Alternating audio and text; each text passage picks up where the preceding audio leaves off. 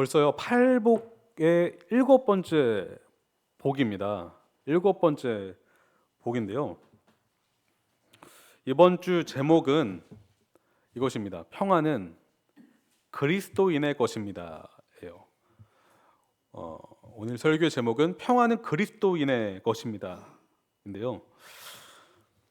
성도님, 평화의 반대말은 참 다양하게 있습니다. 그런데 제가 그 중에 하나를 꼽자면 이 단어가 떠오릅니다. 전쟁, 싸움. 우리는 크고 작은 전쟁을 경험하며 살아갑니다. 크게는 국가 간의 전쟁입니다. 민족 간의 내전입니다. 더 작게는 가족 간의 대립입니다. 더 작게는요, 남편과 아내의 싸움입니다. 네, 한 번쯤은 다 싸움을 경험해 보셨을 것입니다. 그런데 어느 누구도 싸움을 원하십니까? 대립하길 원하십니까? 라고 묻는다면 그걸 좋아한다라고 말씀하시는 분은 아마도 없을 것입니다. 분열과 갈등을 원하는 사람은 없을 것입니다. 왜냐? 우리의 평화를 깨기 때문입니다. 하지만 안타깝게도 세상은 일치보다는 불일치, 조화보다는 부조화를 경험하며 사는 것을 우리가 목격합니다. 무엇입니까? 사람은 평화를 외치지만, 평화롭기를 원하지만 우리의 삶은 정반대로 흘러갈 때가 참 많다라는 것입니다. 그런데 여러분, 산상수훈이 선포되던 이때는 더 심했습니다. 로마의 지배권 아래 있었던 유대인들에게, 그들에게 평화란 굉장히 멀리 떨어져 있는 그런 개념과도 같았다는 것입니다. 종교적 상황은 어땠습니까? 여러분, 종교 지도자들은 영적으로 눈이 가려져 있었습니다. 제가 몇 번 언급했는데요. 그들은 율법, 하나님의 율법을 인간의 전통인 율법주의로 바꿔서 사람들을 무지 목매하게 만들었습니다. 율법을 따라 사는 것이 아니라 인간의 전통을 따라 살았다라는 것입니다. 그러면서 했던 얘기는 우리는 하나님의 말씀을 따르고 있다라고 주장을 했습니다. 여러분, 단적인 예는 이것입니다. 그들은 회개의 메시지를 극도로 싫어했습니다. 왜냐? 그들 가슴 찌르는 메시지를 그들은 받아들일 수가 없었기 때문입니다. 그래서 누구를 죽였죠? 스데반을 사지로 내몰았습니다. 침례 요한, 물론 헤롯이 죽인 것이지만 침례 요한도 그렇게 죽임을 당했습니다. 우리 주 예수 그리스도께서 십자가에 못 박혀 죽임 당하셨다라는 것입니다. 그러므로 산상수훈이 전파됐던 때는 영적인 전쟁이 굉장히 치열했던 때라고 말할 수가 있습니다. 하지만 평화의 왕이신 예수께서 반전의 메시지를 선포하십니다. 우리 같이 마태복음 5장 9절을 같이 보시겠습니다. 마태복음 5장 9절. 마태복음 5장 9절을 같이 보시겠습니다. 우리 한 목소리로 읽어볼까요? 시작. 평화를 이루는 사람은 복이 있다. 하나님이 그들을 자기의 자녀라고 부르실 것이다. 예수님은 화평한 자가 복이 있다라고 하지 않으십니다. 뭐라고 하고 계세요? 평화를 이루는 사람이라고 하고 있어요. 즉, 화평을 만들어내는 사람이 복이 있다라고 하십니다. 영어 NASB 번역 성경은 peacemaker라고 하고 있어요. maker, 만들어내는 사람, 곧 평화를 이루어내는 사람. 그러므로 주님은 이런 말씀을 하고 계신 것입니다. 하늘의 복을 받은 사람은 평화를 이루어내기 위해서 무언가를 실제적으로 행하는 사람이다라고 말씀하시는 것이에요. 우리가 먼저 알아야 될 사실이 그런데 하나 있습니다. 여러분, 평화는 우리 인간의 것이 아닙니다. 본래 하나님의 것입니다. 다시 말해 하나님의 속성이 바로 평화입니다. 하나님은 평화의 주인이세요. 제가 그냥 읽겠습니다. 한번 들어보세요. 로마서 15장 33절. 평화를 주시는 하나님께서 여러분 모두와 함께 하시기를 빕니다. 로마서 16장 20절. 평화의 하나님께서 곧 사탄을 쳐부수셔서 여러분의 발밑에 짓밟히게 하실 것입니다. 고린도전서 14장 33절. 하나님은 무질서의 하나님이 아니라 평화의 하나님이십니다. 여러분, 이 구절을 통해서 우리가 알 수 있는 것은 무엇입니까? 하나님은 평화의 하나님이시다. 무질서의 하나님이 아니라 질서의 주권자이시다라는 것입니다. 그러므로 우리는 이 사실을 먼저 우리 가슴에 새겨야 돼요. 평화는 누구 것입니까? 하나님의 것입니다. 평화의 주인은 하나님이십니다. 다시 말해 평화의 화평의 원천은 하나님이십니다. 화평의 원인 또한 하나님이십니다. 화평의 시작 또한 하나님이십니다. 정리하자면 진정한 평화는 저와 여러분이 만들어낼 수 있는 것이 아니라는 것입니다. 우리는 이 사실을 먼저 직시해야 돼요. 직시할 뿐만 아니라 이 사실을 믿어야 합니다. 믿어야만 영적 역사를 경험할 수 있다는 것입니다. 평화는 은혜의 산물입니다.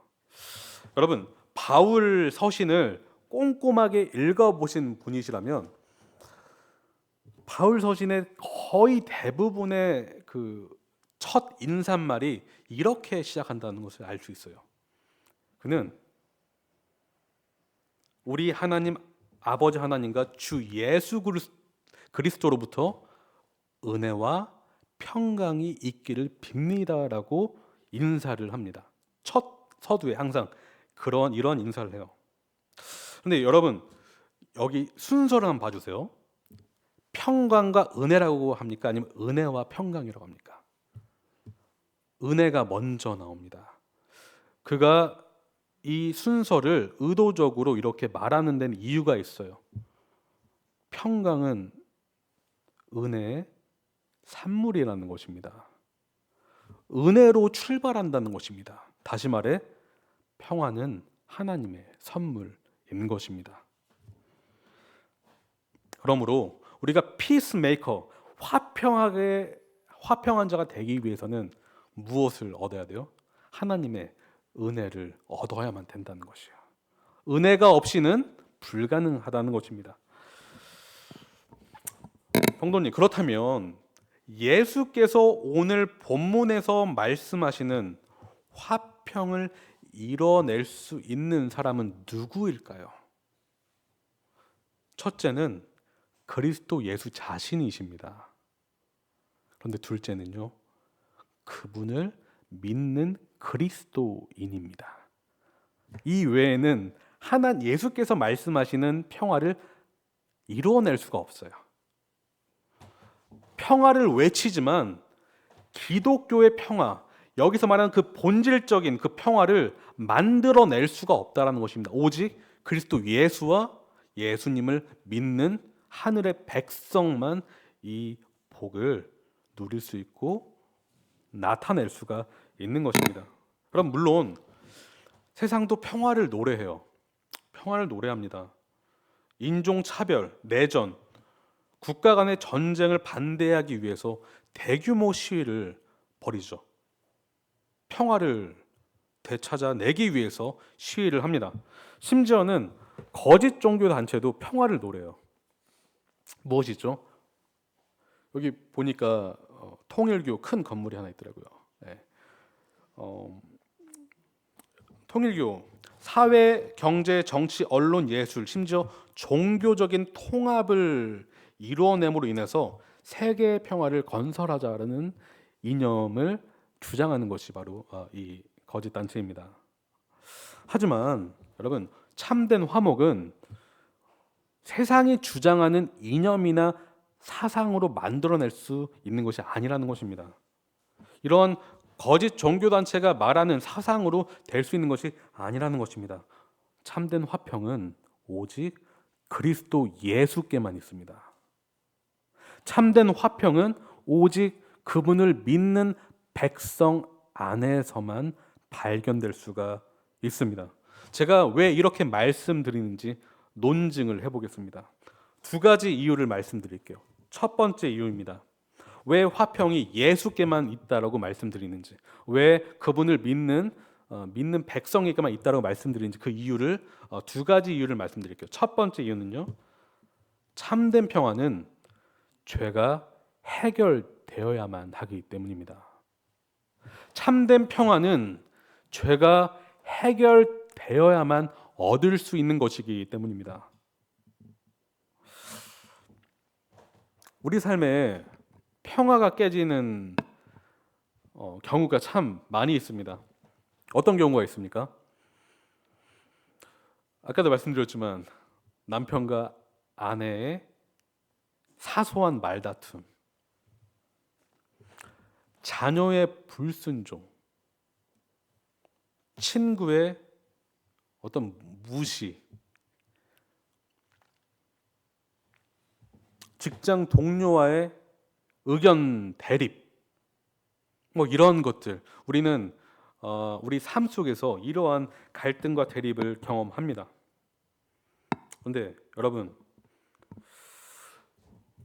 본질적으로 들어가서 우리가 왜 싸운지 아십니까?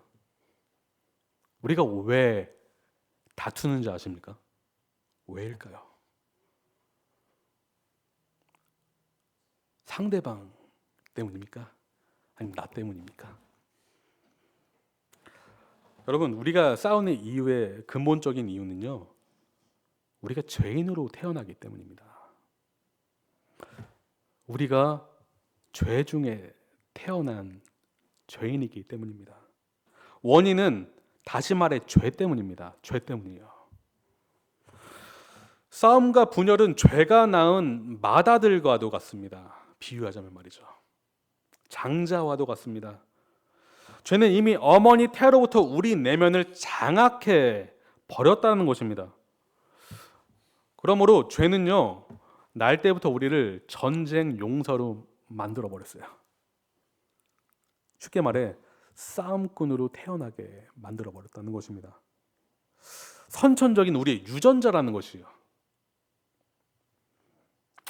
그러므로 우리는 싸움 기술을 배워서 싸우게 된 게 아니고요, 싸움꾼으로 태어났기 때문에 싸우는 것입니다. 동의하실지 모르겠지만 말이죠. 네, 이런 것입니다.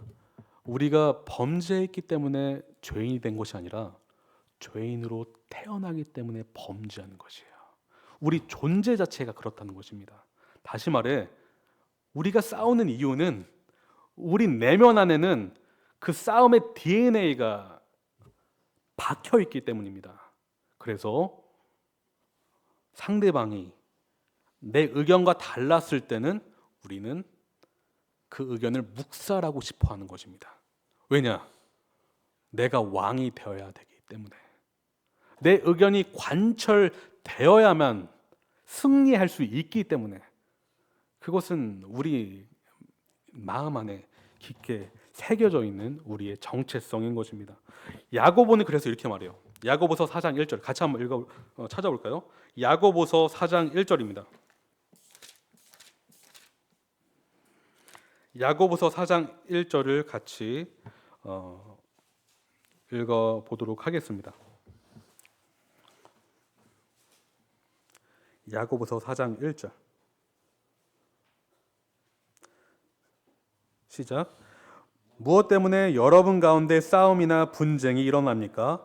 여러분의 지체들 안에서 싸우고 있는 육신의 욕심에서 생기는 것이 아닙니까? 네, 여기서 질문하죠. 왜 싸웁니까? 왜 싸워요? 근데 질문을 반복해서 하는 것처럼 보이지만 답을 내립니다. 여러분의 지체들 안에서 싸우고 있는 육신의 욕심에서 생기는 것이 아닙니까? 라고 말하고 있습니다. 야고보가 말하는 것처럼 싸움은 우리 육신의 탐욕으로부터 출발합니다. 탐욕 때문에 싸우는 것이에요. 더 가지려고 하는 그 욕심, 만족을 모르는 그 욕정, 그것이 싸움의 원인이라는 것입니다. 야고보는 또 말해요. 4장 2절 같이 한번 읽어볼까요? 시작. 여러분은 욕심을 부려도 얻지 못하면 살인을 하고 탐내어도 가지지 못하면 다투고 싸웁니다. 여기까지 읽겠습니다.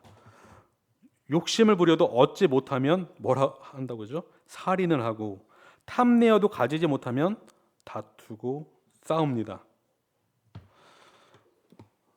다시 말해, 우리가 분노하는 거 있잖아요.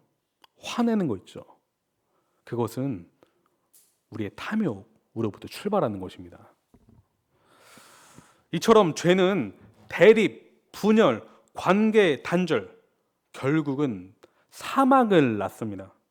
여러분, 그런데 죄가 만들어낸 가장 악한 열매가 무엇인지 아십니까? 그것은 영적인 사망이에요. 그 끝은 결국은 온전한 사망, 영적인 사망이라는 것입니다. 다시 말해, 하나님과의 관계가 완전히 끊어져 버리는 영적인 단절이 죄가 낳은 가장 악한 열매라는 것입니다. 그래서 이사야 선지자가 이렇게 말해요. 오직 너희 죄악이 너희와 너희 하나님 사이를 갈라놓았고 너희의 죄 때문에 주님께서 너희에게서 얼굴을 돌리셔서 너희의 말을 듣지 않으실 뿐이다 라고 이사야 59장 2절은 선포합니다. 오직 너희 죄악이 너희와 너희 하나님 사이를 갈라놓았다라고 말하고 있어요. 여러분, 제가 죄에 대해서 몇 번 설명해 드린 적이 있는데 다시 정리해서 말씀드릴게요. 여러분, 죄가 무엇입니까? 크게 세 가지로 정리해 볼 수가 있어요. 이 세 가지 카테고리 안에 죄가 다 들어간다라고 말할 수 있는데, 죄는 하나님의 권위를 부정하는 것입니다.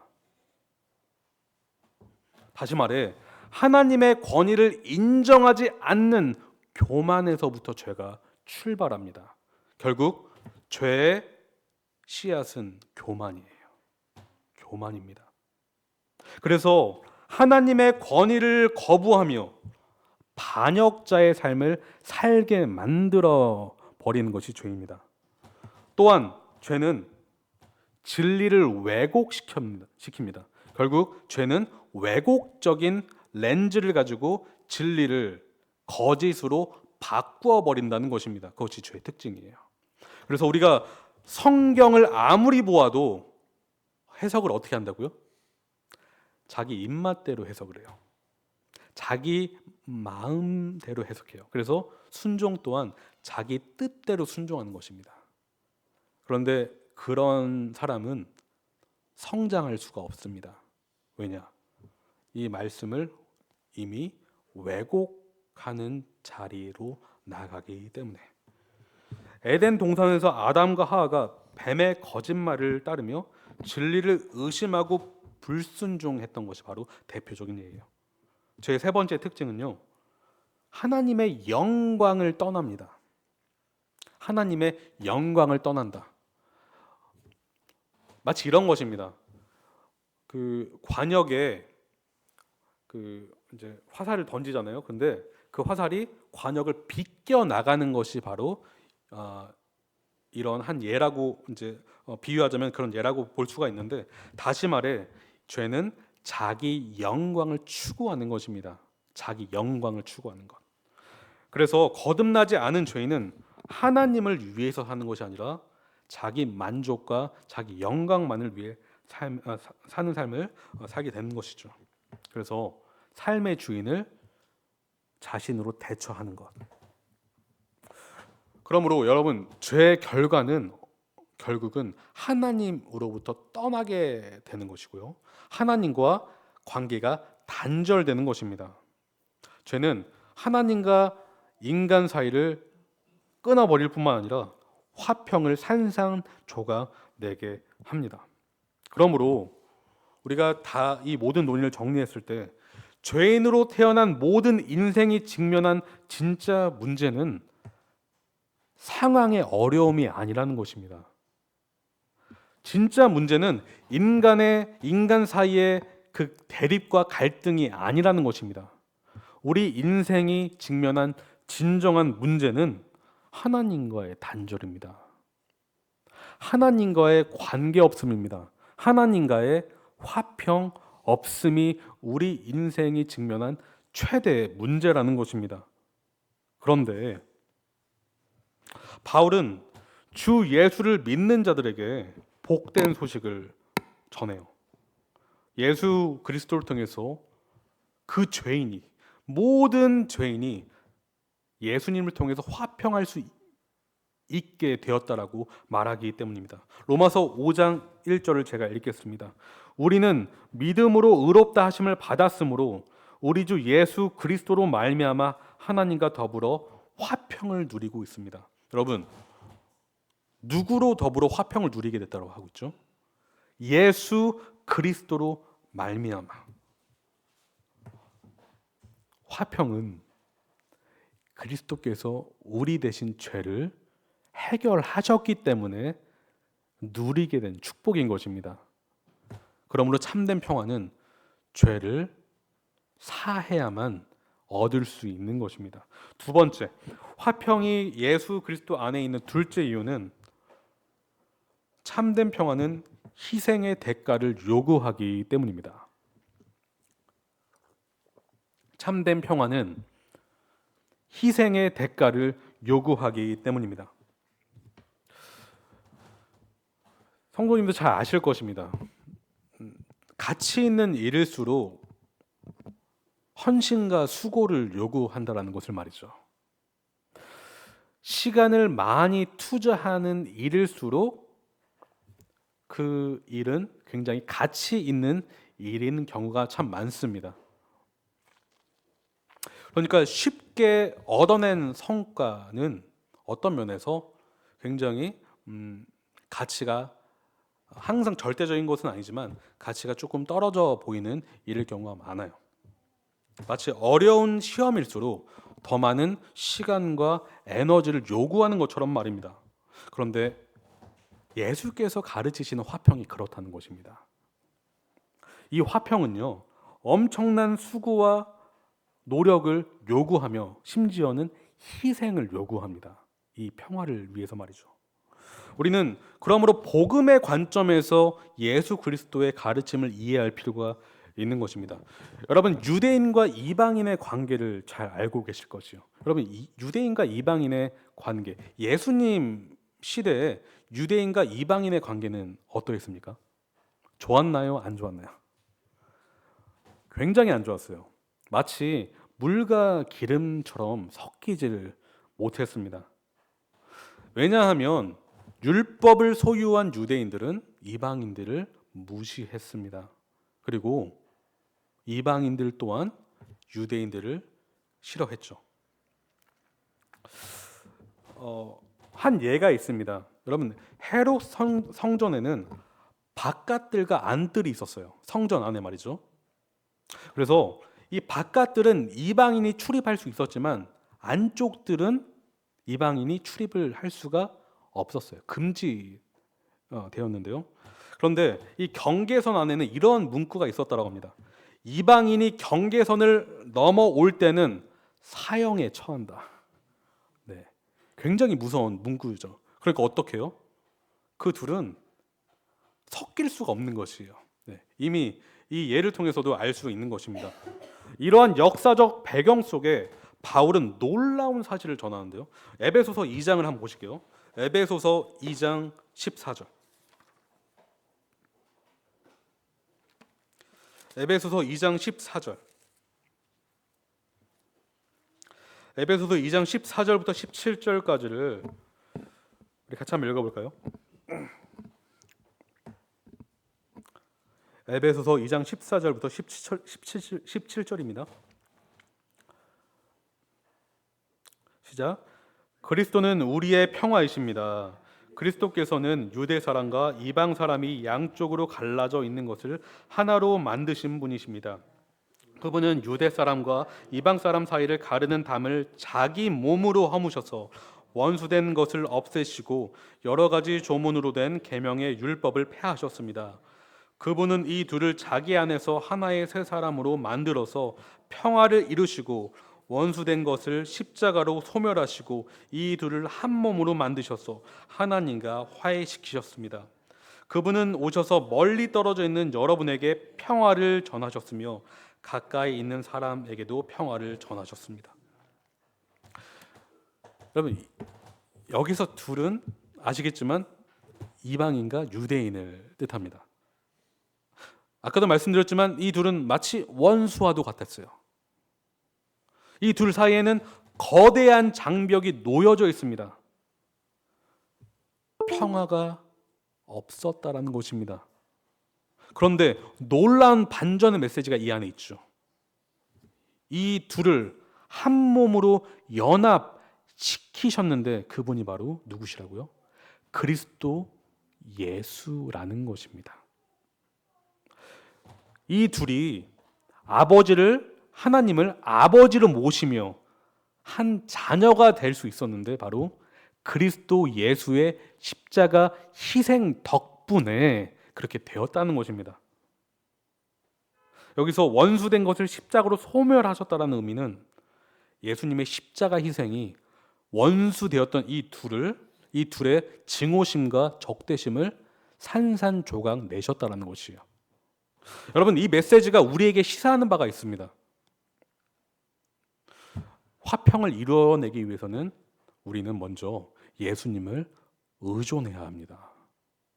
둘째는 예수님을 따라서 희생의 길을 걸어야만이 평화를 이루어낼 수 있다는 것이에요. 쉽게 얻어질 수 없다는 것입니다. 희생 없이는 기독교의 평화는 없습니다. 제가 한 예를 말씀드리고 싶습니다. 여러분, 아미시라는 공동체를 아십니까? 기독교의 한 분파 중에 아미시라는 단체가 있어요. 이들은 17세기 유럽의 종교개혁 시기에 생겨났는데 현재는 미국의 펜실베니아, 오하이오, 인디애나 주 등에 거주하며 사는 그런 기독교 공동체입니다. 공동체 생활해요. 그런데 2006년에 그만 끔찍한 일이 발생합니다. 미국 펜실베니아주의 한 아미시 마을에 총격 사건이 일어났기 때문입니다. 찰스 로버츠라는 남자가 마을에 침입해서 5명의 소녀를 사살했어요. 그리고 그는 또한 자살을 합니다. 여러분 주위에 이런 일이 일어났다고 한다면 어떻게 하시겠어요?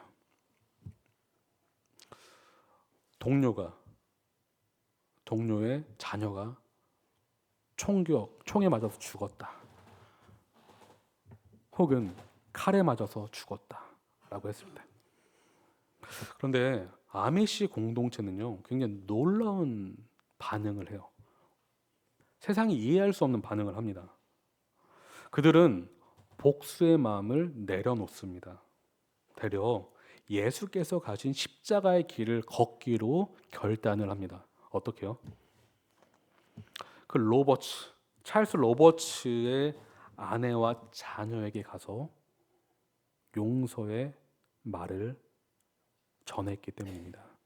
심지어는 장례식에 찾아가서 헌금을 전달하면서 위로를 합니다. 이해할 수 없는 반응이죠. 그래서 세계가 그때 깜짝 놀랐다라고 하는데, 여러분, 왜 아미시 사람들이 이렇게 반응을 했을까요? 그들이 정신이 이상해서 이렇게 반응을 했을까요? 아니면 어떠한 특별한 그들만의 도덕적인 기준이 있어서 이렇게 반응을 했을까요? 아닙니다. 그들은 십자가의 용서를 알고 있었기 때문입니다. 그들은 머리로만 안 것이 아니라 그 용서가 무엇인지를 가슴에 품고 있었습니다. 이들은 평화를 입술로만 주장한 것이 아니라 평화를 위해 행동했다는 것입니다. 왜요?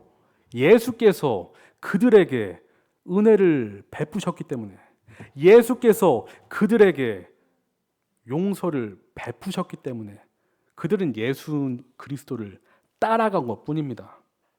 예수님의 길을 걸은 것뿐입니다. 아마도 찰스 로버츠의 아내와 자녀는 아미시 사람들의 이러한 반응으로 인해서 뜨거운 눈물을 흘렸을 것 같아요. 갈기갈기 찢어졌던 마음이 소망의 마음으로 점차 변했을 것 같습니다. 죄책감으로 인해 상할 대로 상한 그 마음에 복음의 평강이 샘솟기 시작했을 것 같습니다. 그런데 여러분, 저희도 그렇게 할 수 있습니다. 그 이유는 그들이 믿는 하나님과 우리가 믿는 하나님은 동일한 하나님이시기 때문입니다. 우리가 잘나서가 아니라 우리가 믿는 그리스도 예수께서 우리에게 그러한 은혜를 베풀어 주실 것이기 때문입니다. 로마서 5장 5절은 말합니다. 하나님께서 우리에게 성령을 통하여, 우리에게 주시는 성령을 통하여 그의 사랑을 우리 마음속에 부어주셨기 때문입니다. 놀라운 특권은 이것이에요. 십자가 사랑은 머리로 맴도는 것이 아니고요, 우리 가슴 속에 있습니다. 왜인 줄 아십니까? 성령께서 그 사랑을 차고 넘치게 부어주신다라고 약속하고 있어요. 여러분, 거듭나셨습니까? 성령의 사람이십니까? 그러면 여러분도 그 사랑을 베푸실 수가 있어요. 왜냐? 그 사랑이 우리의 마음 안에 있기 때문입니다. 다시 본문으로 돌아가 보겠습니다. 예수님은 평화를 이루는 사람은 복이 있다, 하나님이 그들을 자기의 자녀라고 부르실 것이다 라고 말씀하십니다. 평화를 이루는 사람은 하나님이 자기 자녀로 불러주신다라고 말하고 있어요. 이게 너무 영광스러운 특권입니다, 여러분. 창조주께서 저와 여러분을 누구라고 불러주신다고요? 자녀라고 불러주신다는 거예요.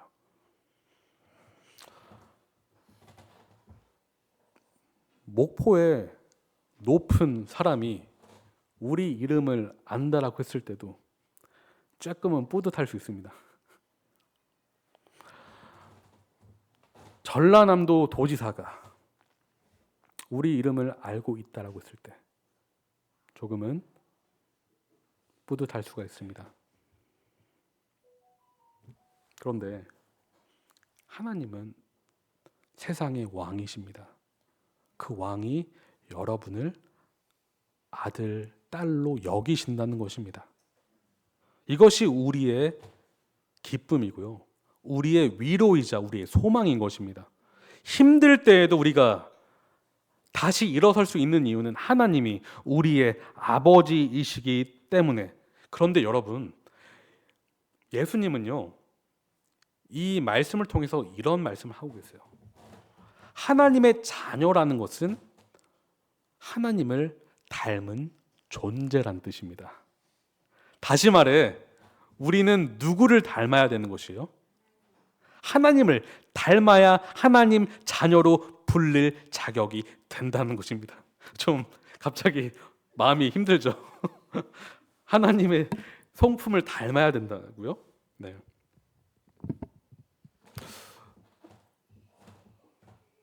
상식적으로 한번 생각해 보세요. 여러분 자녀가 여러분을 닮을까요? 안 닮을까요?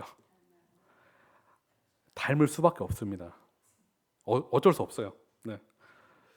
음, 이런 얘기를 많이 해요. 나는 부모님 참 좋아하는데 이 모습은 내가 절대 안 담을 거야. 근데 장성에서 똑같이 합니다. 부모님과 똑같이 말하고 똑같이 행동하는 모습을 보면서 흠칫흠칫 놀랄 때가 있어요. 내가 아버지 아들이 맞구나. 자녀는 부모의 말과 인격 그리고 행동을 자연스럽게 관찰하고 모방하게 되어 있습니다. 부모의 역할이 굉장히 중요한 것이에요. 저도 지금 아이를 키우는 입장에서 두렵고 떨리는 마음으로 제 딸이 하는 행동을 보면서요 한 번씩 놀랄 때가 있습니다. 말을 하는 거 보면서 내가 저런 말을 했나? 아버지가 어머니를 대하는 태도, 어머니가 아버지를 대하는 태도, 아이들은 다 봅니다. 부모가 다른 사람과 관계를 맺는 방식, 환난을 대처하는 방법, 더 나아가 믿음으로 반응하는 그 자세를 아이들은 다 보게 돼 있어요. 그래서 그 태도와 자세가 아이들에게 흘러간다라는 것입니다. 다시 말해 부모가 신실하면 자녀도 신실한 삶을 따라하게 되어 있다라는 것입니다. 여러분 요점은 이것이요. 우리가 평강의 자녀가 되기 위해서는 우리는요, 자녀 입장에서 우리는 하나님과 더 친밀해져야 한다는 것입니다. 하나님을 닮으려면 우리는 하나님 곁에 꼭 붙어 있어야 한다는 것입니다. 그래야 하나님을 바라보면서 그분의 인격을, 그분의 행동을, 그분의 말과 그분의 자세를 우리가 모방하게 된다는 것입니다. 그러므로 여러분 진정으로 하나님 아들, 딸답게 살길 원하십니까? 대답이 없으시네요. 너무 먼 얘기인가요? 화평의 아들, 딸이 되길 원하십니까? 제가 이에 대한 두 가지 답으로 적용 좀 두 가지를 나누고 설교를 마치려고 하는데, 첫 번째는 이것이요. 거룩함을 사모하십시오. 거룩을 소망하십시오.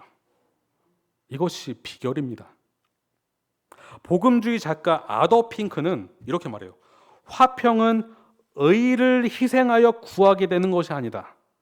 이 말을 쉽게 풀이하자면 거룩이 삭제된 화평은 기독교의 평화가 아니라는 것입니다. 여러분 산상순의 논리만 봐도 이를 잘 알 수 있어요. 화평 이전에 어떤 복이 있었죠? 다 까먹으신 거 아니죠? 마음의 깨끗함, 청결이 있었어요. 왜 예수께서 이런 걸 말씀하실까요? 마음이 청결해야 여러분 마음이 평강할 수 있다는 것입니다. 여러분이 마음이 깨끗해야 하나님과 가까워질 수 있다라는 뜻이기도 합니다. 야고보는 이렇게 말해요. 야고보서 3장 17절. 오직 위로부터 난 지혜는 첫째 성결하고 다음에 화평하고. 뭐라고요? 첫째 성결하고 다음에 화평하고. 논리적 순서가 이렇습니다. 화평은 성결한 자의 인격의 열매와도 같습니다. 왜냐하면 마음이 청결한 자가 마음이 평안할 수 있고 그러한 자야말로 화평을 만들어낼 수 있기 때문입니다. 그러므로 저와 여러분은 거룩하게 되기를 힘써야 합니다. 여러분 죄에서 멀어지십시오. 죄에서 멀어지십시오. 죄에서 멀어지십시오. 이것은 매번 강조해도 지나치지가 않습니다. 죄에서 우리는 멀어져야 합니다. 입술로만 그런 것이 아니라 실제적으로 우리는 죄에서 멀어져야 합니다. 죄의 유혹을 뿌리쳐야 합니다. 왜입니까? 죄는 우리가 생각하는 것 이상으로 더 지혜롭습니다. 지혜롭다는 표현이 좀 웃긴데요. 진짜 지혜로워요. 똑똑합니다. 죄는 우리가 생각하는 것 이상으로 능력이 있습니다. 여러분이 죄와 함께 하려고 하는 순간 이미 죄에게 먹혀버리게 된다는 것입니다. 우리는 죄의 유혹으로부터 우리는 떠나야 돼요. 그것이 지혜로운 것입니다. 죄로부터 멀어지십시오. 두 번째, 십자가 용서를 기억하십시오. 기억해야 합니다. 여러분, 은혜를 기억하는 습관은 우리에게 굉장히 중요하고요. 은혜를 기억하는 습관은 우리의 특권이자 우리의 힘이 됩니다. 우리는 은혜를 기억해야 합니다. 일주일에 한 번씩이요? 한 달에 한 번씩이 아닙니다. 매일 생각날 때마다. 왜냐? 우리는 망각하기 때문에 그렇습니다. 우리는 좋은 것은 잘 잊어버려요. 안 좋은 것은 잘 기억하는데 좋은 것은 자주 잊어버립니다. 우리는 은혜를 기억해야 합니다. 여러분, 과거 우리 모습을 한번 기억해 보십시오. 디도서 3장 3절은 아주 우리 거듭나기 전의 모습을 잘 설명하는데요.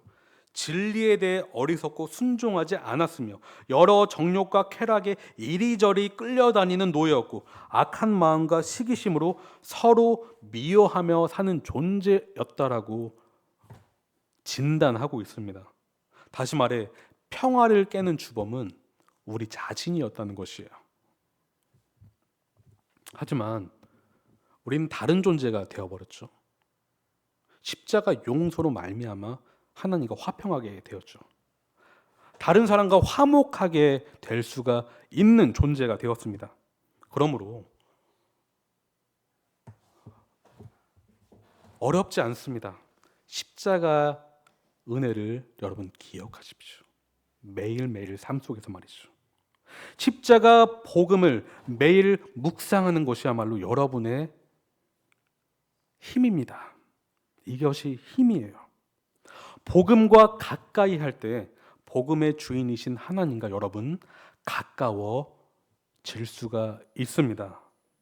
그러한 사람만이 평화를 다른 사람에게 끼칠 수가 있는 것입니다. 이제 말씀을 정리하겠습니다. 오늘 설교를 통해 평화를 이루는 사람의 복에 대해 배웠습니다. 화평은 오직 예수께만 속해 있고 예수 그리스도를 믿는 자들에게만 속해 있다라고 말씀드렸어요. 이유는 첫째, 평화는 죄가 해결되어야만 얻는 것이고 두 번째, 평화는 희생의 대가를 요구하기 때문이라고 말씀드렸습니다. 그러므로 여러분이 예수님을 믿으십니까? 그럼 여러분 평안을 이뤄낼 수가 있습니다. 예수님 안에 있다는 말이죠. 따라서 거룩한 삶을 사시기를 바랍니다. 그러므로 십자가 용서를 기억하시기를 바랍니다. 이 삶을 신실하게 살아내신다면 여러분은 평강의 아들이 되어 있을 것입니다. 기도하시겠습니다. 사랑해 주님, 오늘 화평의 복에 대해서 배웠습니다.